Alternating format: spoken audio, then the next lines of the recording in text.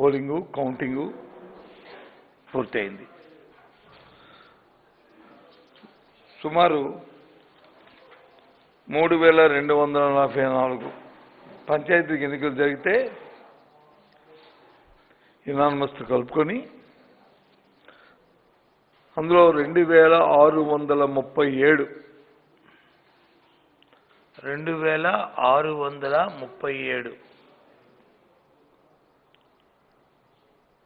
YSR Congress party మా పార్టీకి, TDP aliens TDP ఇంకా మిగతా పార్టీలు కలుపుకొని 508,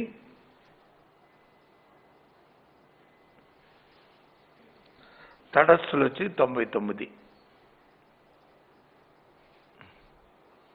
ఈ 99లో కూడా బహుశా ఒక 70-80% న్యాచురల్గా రాష్ట్ర అధికారి ఎటు ఉంటే అటు ఉంటారు. ఎందుకంటే మా గ్రామాల్లో అభివృద్ధి జరగాలి, వీళ్ళ వల్ల ఉపయోగం ఉందనుకునే రీతిలో ఉంటారు. సరే, అయినప్పటికి కూడా వాళ్ళు తటస్థులుగా ఏ పార్టీకి ఎఫిలియేషన్ లేకుండా ఎన్నికైన వాళ్ళు 99 మంది. తామస చూసుకుంటే పర్సంటేజ్ చూసుకుంటే కాంగ్రెస్ పార్టీ ఇది YSRCP party 82 point something, TDP 15, తటస్థులు వచ్చి 3% ప్రకారం చూసుకుంటే ఇది పర్సంటేజ్ వచ్చింది. ఇది కూడా మీకు ఇస్తాను, ఈ లెక్కంతా కూడా మీకు ఇస్తాను. ఇదేం దాపరికం కాదు. చంద్రబాబు నాయుడులాగా వచ్చి ఏదో అంకిల్ క్యారెక్టర్ చెప్పం. ఇది ఈ నేపథ్యంలో మరి మా ప్రభుత్వం పట్ల, మా ముఖ్యమంత్రి గారి పట్ల, ప్రభుత్వం పనితీరు పట్ల, జగన్మోహన్ రెడ్డి గారి నాయకత్వం పట్ల మొదటి విడతలో రాష్ట్రంలో ఉన్న ప్రధానికి అందరూ కూడా విజయాన్ని చేకూర్చినందుకు, మా సానుభూతుల్ని గెలిపించినందుకు వారికి ప్రత్యేకమైన కృతజ్ఞతలు తెలియజేసుకుంటూ, ఏ నమ్మకంతోనైతే మరలా ఇంత పెద్ద ఎత్తున విజయాన్ని చేకూర్చారో మళ్ళీ మీ తాలూకా పునరంకితమవుతూ మీ అభివృద్ధి కోసం, మీ సంక్షేమం కోసం ఎల్లవేళ పాటుపడుతుంది ఈ ప్రభుత్వం అని చెప్పని ముఖ్యమంత్రి గారి మాటగా, ప్రభుత్వం మాటగా, నా మాటగా తెలియజేస్తున్నాను. ఇంకా జిల్లాల వారికి చూసుకుంటే ఇందాక నేను చెప్పిన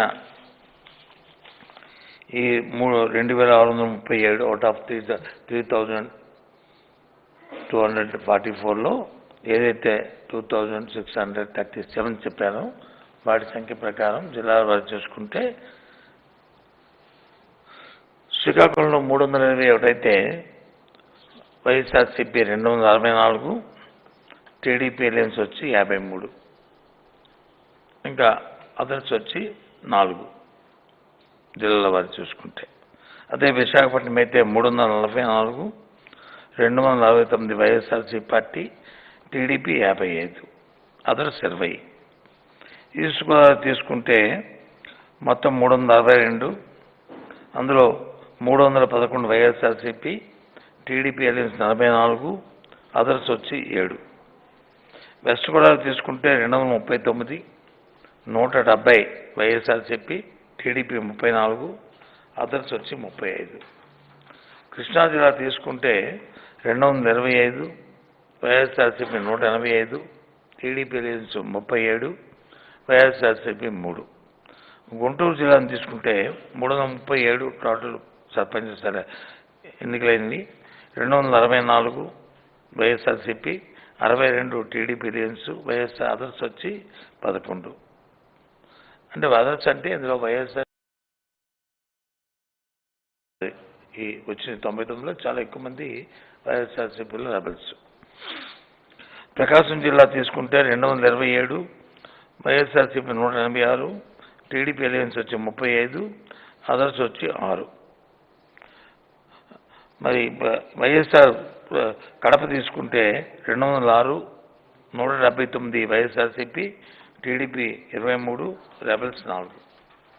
కర్నూలు తీసుకుంటే 193, 159 వైఎస్ఆర్సీపీ, 34 టీడీపీ అలయన్స్, రెబల్స్ 0.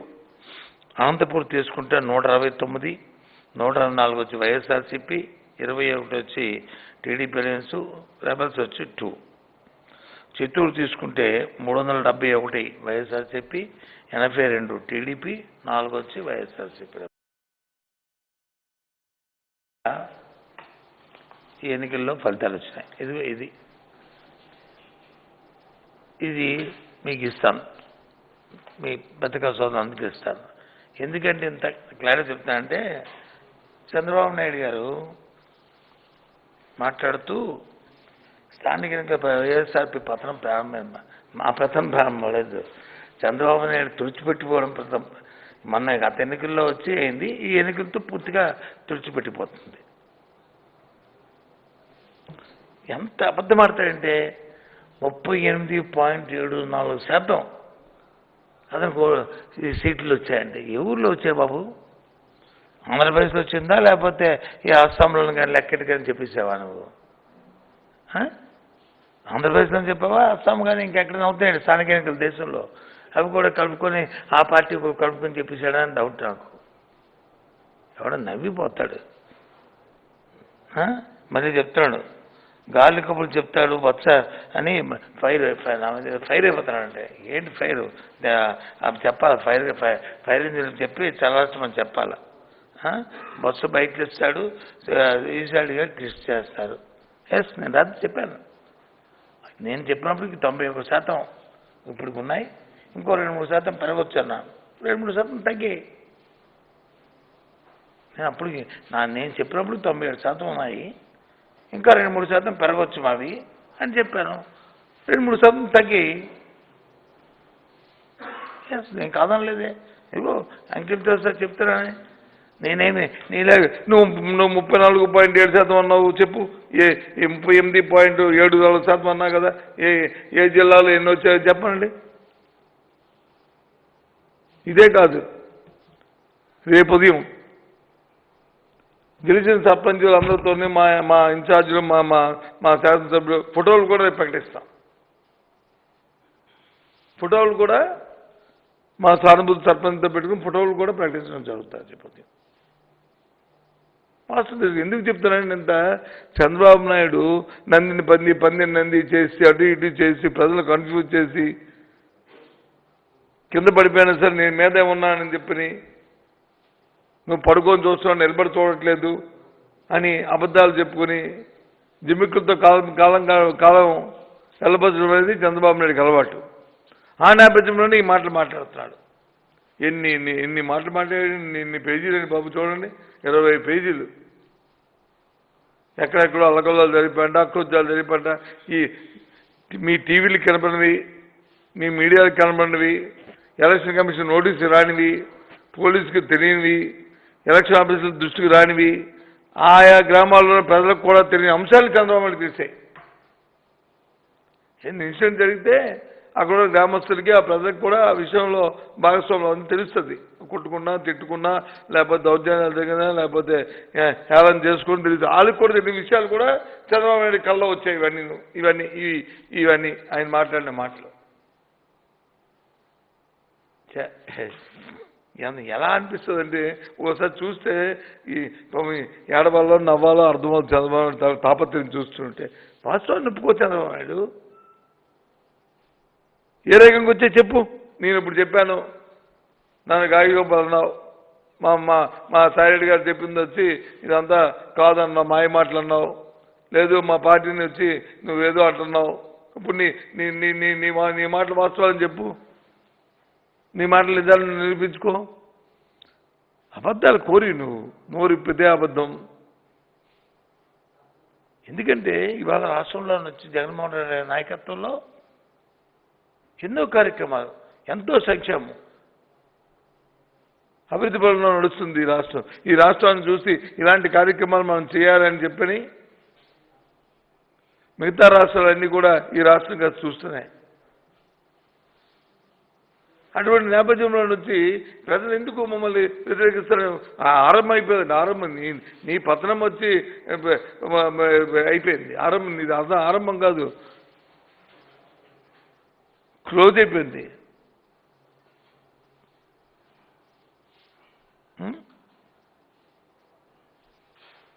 ఇది ఈ కార్యక్రమం. ఇది ఎంతెందుకు ఏదో ఒక నియోజకవర్గం చెప్పనండి ఆయన్ని, ఇగో ఈ నియోజకవర్గం నేను వచ్చాయని చెప్పి నేను చెప్తున్నాను. నేనైతే మొత్తం ఈ నియోజకవర్గాల్లో లిస్ట్ ఇది నాది ఇచ్చేస్తాను మీకు. అందులో మళ్ళీ ప్రత్యేకంగా మైలవరం మీ పక్కనే ఉంది, మా ఎమ్మెల్యే వసంత కృష్ణ ప్రసాద్. జగన్మోహన్ రెడ్డి నాయకత్వంలో జరిగిన ఎన్నికల్లో, మొన్న జరిగిన ఎన్నికల్లో ఆయన మా పార్టీ సానుభూతిపరులు అక్కడ 48 స్థానాలకు వచ్చి ఎన్నికలు జరిగితే మంత్రిలో 44 వచ్చి వైఎస్ఆర్సీపీ గెలిచింది, 3 టీడీపీ గెలిచింది, 1 ఇండిపెండెంట్ గెలిచింది. ఇది వాస్తవం కాదా చెప్పండి? అబద్ధం చెప్పనండి. లేదు ఈ నియోజకవర్గంలో ఈ రాష్ట్రంలో నేను చెప్పిన అబద్ధం అయితే ఇగో ఈ లిస్ట్ ఇచ్చారు ఇది కాదు అని చెప్పనండి. లిస్ట్ పబ్లిష్ చేస్తున్నాం కదా, మీకు ఇస్తాం కదా.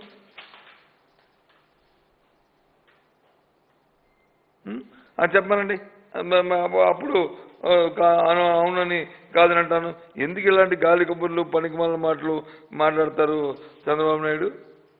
ఇంకా ఇంకా ఇంకా ఎవరిని మోసం చేద్దామని, ఇంకా ఏం చేద్దామని ప్రజలందరూ పాపం ఈ ప్రభుత్వం పట్ల, ప్రభుత్వ పథకాల పట్ల, లేదా ముఖ్యమంత్రి గారి పట్ల ఎంతో విశ్వాసంతో, ఆయన మన నమ్మకంతో, ఆయన అభిమానించి గౌరవించి మొదటి విడతలో ఇది ఇచ్చి ఇంకా రెండో విడతలో జరుగుతున్న ఎనానమస్లో కూడా 95% వచ్చి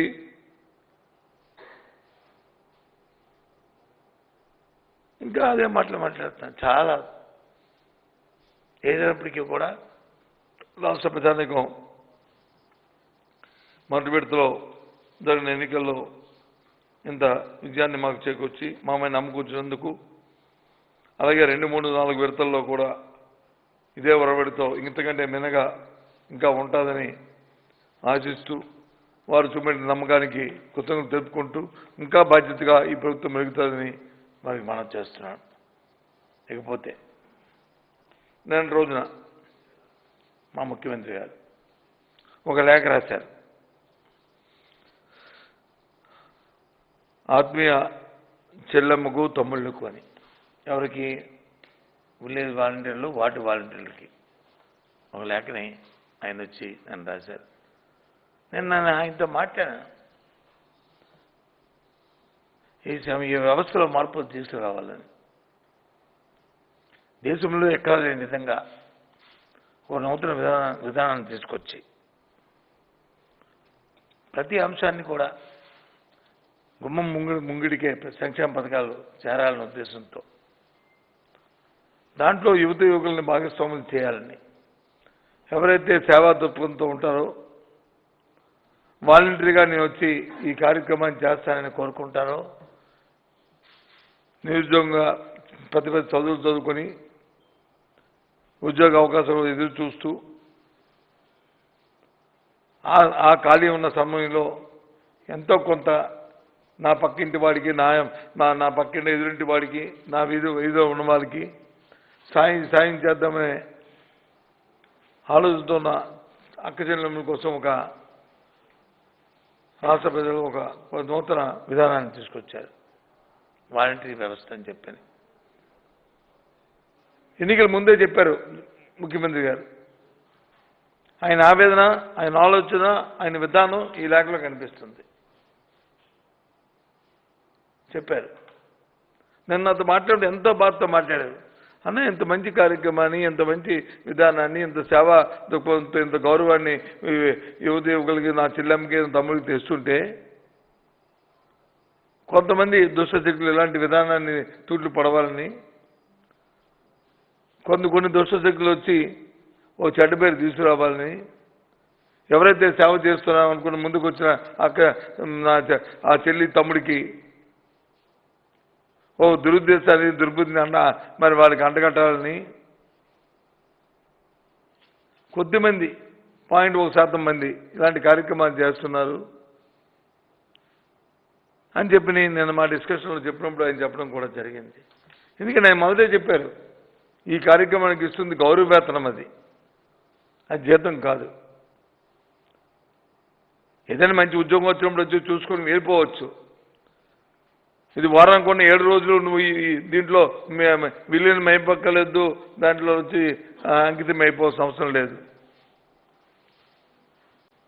ఒక 3 రోజులు ఖాళీగా ఉన్న సమయాల్లో ఈ కార్యక్రమం చేయడానికి, నీ పక్కవాడికి సాయం చేయడానికి, నీలో ఉన్న సేవా తత్పరాన్ని బయటికి తీసుకొచ్చి ఎదుటివాడికి చేయూతనివ్వడానికి ఈ కార్యక్రమాన్ని పెట్టాము. గత ప్రభుత్వంలో చూసాం, ఏ కార్యక్రమం చేయాలైనా జన్మభూమి కమిటీలను పెట్టి, ఆ కమిటీలో కూడా పార్టీ కార్యకర్తలను పెట్టి, ఎవరైనా డబ్బులు ఇస్తే లంచం ఇస్తే, పార్టీ తాలూకా ఇన్ఫ్లుయెన్స్ ఉంటే వాళ్ళకే ఆ పథకాలని, ప్రభుత్వ పథకాలను ఇచ్చేవారు. అటువంటి పరిస్థితి ఉండకూడదని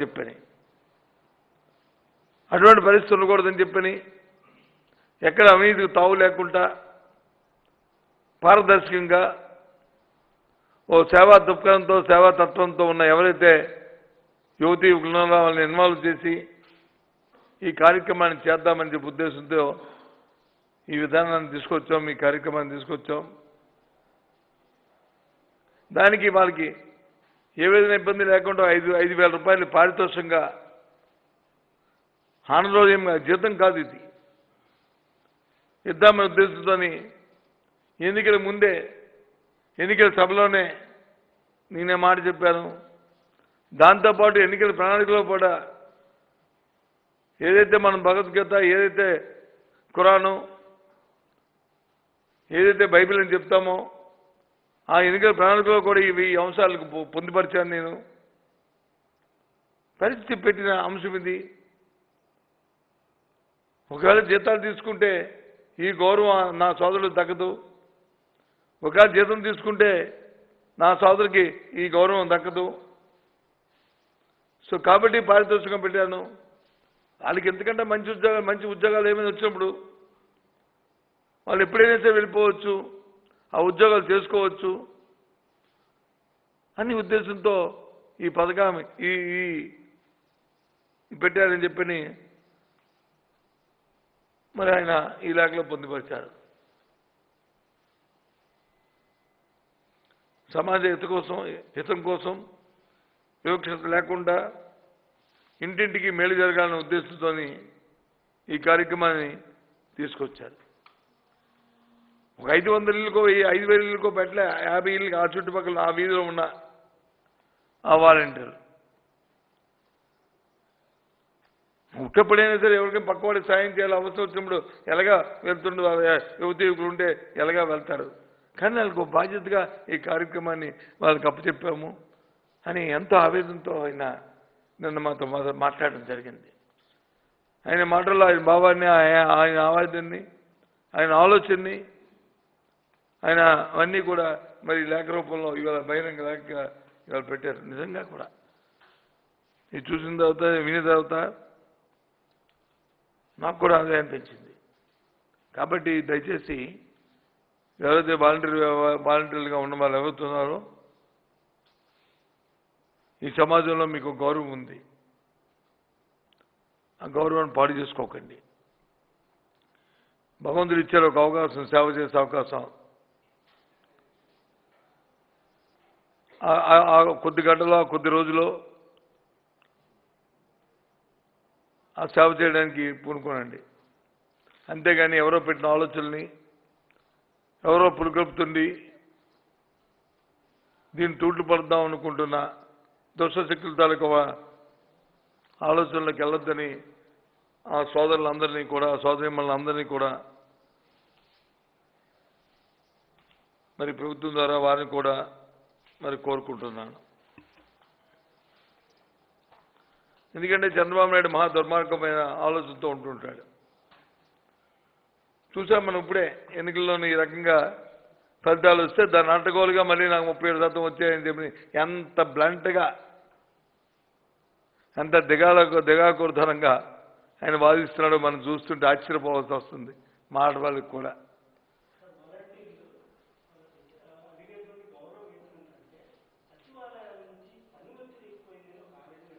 సో అలా నాకు తెలిసి పని ఒత్తిడి ఏం లేదు. ఒకవేళ పని ఒత్తిడి ఏముంటే దాన్ని రెటిఫై చేస్తాం. పని ఒత్తిడికి అకౌంటబిలిటీ లేదు కదా. సచివాలయ సెక్రటరీకి ఉంది, సెక్రటరీలకి ఉద్యోగస్తులు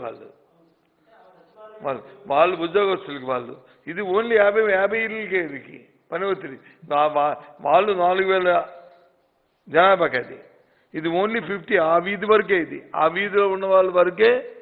ఏదైతే ఫ్యాక్టరీ ఇచ్చినప్పుడు లేకపోతే ఇల్లు ఎవరైతే ఎలిజిబిలిటీ ఉందో ఎలిజిబిలిటీ చూడమండమో, లేకపోతే సంక్షేమ కార్యక్రమాలు ఎవరైనా 50 ఇల్లో ఎవరు అర్హులో చేర్చమండమో, లేకపోతే ర్యాష్ ఇచ్చినప్పుడు వచ్చి వాళ్ళకి అందిందో లేదో చూసుకోవడమో, ఇది రోజు రొటీన్లో ఒక ½ అవర్ పని. ఎంత అంతకంటే ఎక్కువ ఉంటుంది.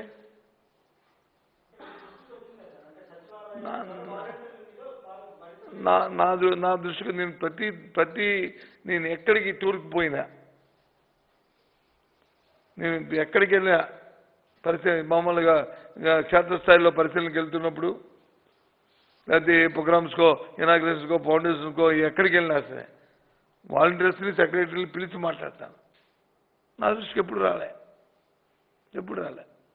నా దృష్టికి. ఎందుకంటే ఇది అడిగా ఒకవేళ ఏదైనా పరివర్తన వచ్చి ఉండడానికి లేదు. ఇప్పుడు మీకు తెలియదా వాలంటీర్ ఏం చేస్తున్నాడని? మీకు కూడా తెలుసు కదా. ఒకవేళ అది ఏమైనా ఉంటే దాన్ని అవుట్ రెటిఫై చేసుకోవచ్చు. కానీ ఇది ఈ జీతాల గురించి ఇది ఇది ఇది దీని మీద మాట్లాడుతున్నా. పరివర్తన రావడానికి సంక్షేమ పథకాలు తప్ప ఇంకేం అవుటర్స్ ఏం లేవు కదా. అది కూడా 50 ఇళ్ళకే కన్ఫర్మ్ చేశాం కదా. ఊరందరికీ వాలంటీర్ అకౌంటబిలిటీ కాదు కదా. అది మా రిక్వెస్ట్.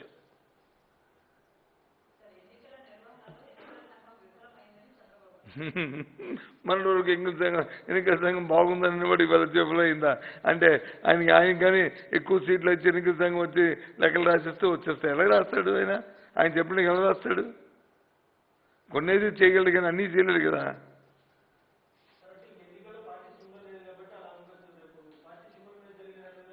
పోనీ చూసాను నువ్వు అన్నా బ్రదర్. ఇప్పుడు అదే మన చంద్రబాబు అంటే బాగుండు. ఏమని? సరే ఇది పార్టీ సింబల్ లేదు కాబట్టి మాకు చిన్నే వచ్చే మీకు ఇన్నే వచ్చే రేపు చూడుసుకో, రేపు ఎంపీటీసీలు జడ్పీటీసీలు పార్టీ సింబల్ అవుతాయి కదా, అప్పుడు మీ సంగతి తేలిపోతాడు అన్నాం అనుకో, సంతోషిద్దాం. సరే ఇది ఒక ఛాలెంజ్ కింద తీసుకుందాం. అదంటలే కదా. ఇప్పుడే 38% వచ్చేటంటే ఎంత? 38.74.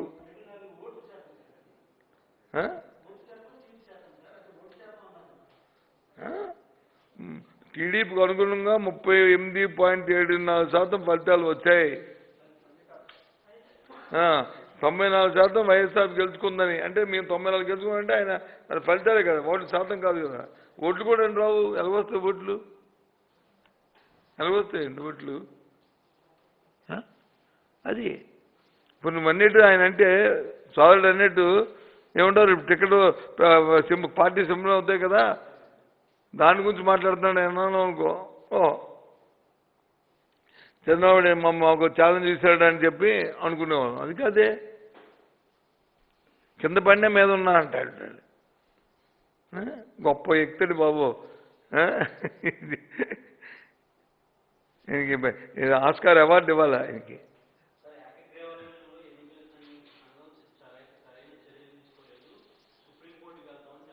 తప్పే ఉంది. సుప్రీంకోర్టుకి వెళ్ళమని, లేకపోతే ఇది అంతర్జాతీయ దీనికి వెళ్ళమని చెప్పి అడుగుతున్నాడు. వద్దన్నామా? వద్దంటే మానేస్తాడా? వద్దంటే మానేస్తాడా చెప్పండి? ఆయన ఎక్కడికి వెళ్తాడు? ఆయన ఇష్టం. రాజ్యాంగంలో అవకాశాలు ఏంటి పుణికి పుచ్చుకొని చేయమని అడుగుతున్నారు. మేము వద్దనమే మడ్డి పెట్టమే.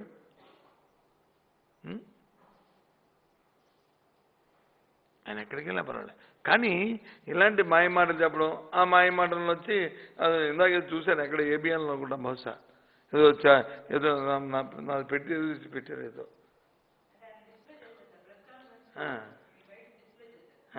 ప్రెస్ కాన్ఫరెన్స్ నేను చెప్పింది అంతే కదా, నేను చెప్పిందే కదా, నేను ఇక్కడే చెప్పాను. మీ అందరూ ఉన్నారు, నేను అబద్ధం చెప్పలేదే. 91% అప్పటికి వచ్చాయి, ఇంకో 2-3% పెరగొచ్చు, 94 వస్తాయి నా ఎక్స్పెక్ట్ చేస్తాను. నేను అనుకో 2-3% పెరగలేదు, 2-3% తగ్గాయి. It's okay. ఇంకో వచ్చిన ఇగో ఇన్నని చెప్పాను కదా. ఇగో సరే, ఇవి అందరికీను వీళ్ళందరికీ పంపించండి, కాపీలు ఇవ్వండి. ఇవన్నీ మళ్ళీ మనం ఏదో మాయ చెప్పిస్తాం అనుకుంటారు, ఇవ్వలేదు లెక్క అనుకుంటారు. లెక్క ఇచ్చేయండి. ఈ 99 రెబల్స్ కూడా రేపు ఏ పార్టీ కూడా వీళ్ళు కూడా పెట్టిస్తాము. ఇంకా రేపు మా శాసనసభ్యుల దగ్గర పెట్టి ఈ సర్పంచ్ అందరితో ఫోటోలతో కలిపి అది కూడా రిలీజ్ చేస్తాం. అప్పటికైనా ఇంక తగ్గుతాడు చూద్దాం. ఇంకా మీద ఉన్నాడని ఏబీ అన్నం లేకపోతే 5 లేకపోతే ఈనాడు. కానీ ఇప్పుడు వీళ్ళందరూ అంటే ఇప్పుడు అనుకోవడానికి ఈనాడికి ఏమొచ్చిందండి? వాళ్ళు రాస్తారు, నాకు అర్థం అవ్వదు. వాళ్ళు కొద్దిగా బాగానే ఉండేవారు ఇంతకుముందు, కొద్దిగా ఏదో అటు ఇటు అనుకుని ఉన్నాం 4-5 సంవత్సరాల కింద. వాళ్ళు కూడా ఇలాంటి ఫాల్స్ వచ్చినప్పుడు మొదలు పెడుతున్నారే. ఒక 5-6 సంవత్సరాల కింద కొద్దిగా బాగానే ఉండేవారే, వాళ్ళు మాట్లాడుకున్నారు. చాలా తప్పు. సరే, ఏదేమైనా అయిపోయింది. సరే, చంద్రబాబు నాయుడు అనుకున్నది కాదు, కానీ ప్రజలు మాత్రం అభివృద్ధిని సంక్షేమానికి మొదటి విడతలో పట్టం కట్టారు. ఇంక 2-3-4 విడతల్లో కూడా ఇదే రీతిలో ఉంటారని మేము ఆశిస్తున్నాం. వాళ్ళందరికీ కృతజ్ఞతలు తెలియజేస్తున్నాం. పూర్తిగా మీరు ఏ బాధ్యత మా మీద పెట్టారో, మా ముఖ్యమంత్రి గారి పట్ల మీరు చూపెట్టిన ఈ అభిమానానికి కృతజ్ఞతగా ఇంకా మిన్నగా ఈ ప్రభుత్వం మీకోసం, మీ అభివృద్ధి కోసం, మీ సంక్షేమం కోసం పాటుపడతామని తెలియజేస్తూ సెలవు.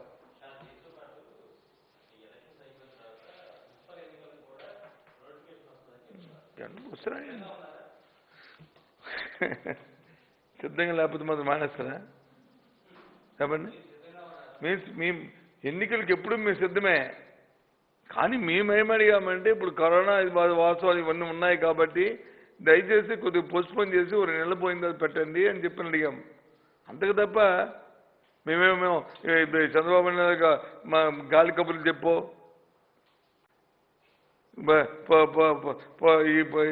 గాలి పోగు చేసుకొని మాట్లాడిన పోకిరి మాటలో మేము మాట్లాడలే. మేము వాస్తవాలు మాట్లాడుతున్నాం. ఆ రోజు కూడా చెప్పాం, ఎన్నికలు జరిగితే 190% మేము గెలుస్తామని చెప్పాం. ఈరోజు అదే అయింది.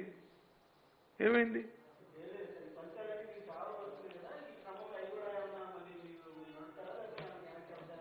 మేమేం ఇప్పుడు సుప్రీంకోర్టు ఆర్డర్ ఇచ్చిన తర్వాత ఇంక మేమేం చేస్తాము?